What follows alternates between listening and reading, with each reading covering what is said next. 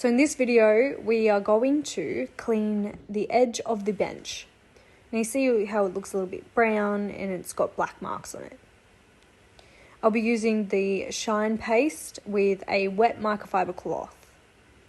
It's going to apply some paste onto my cloth and just rub it over the edge of the bench.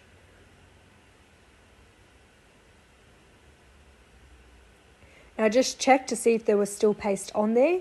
If there's not, just apply a little bit more.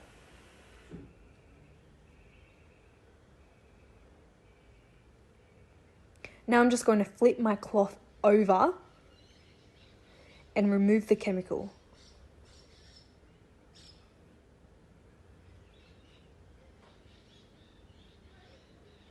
Then with a glass cloth, we will wipe it dry. Just one wipe. And it's gone. Ready for the difference? Boom.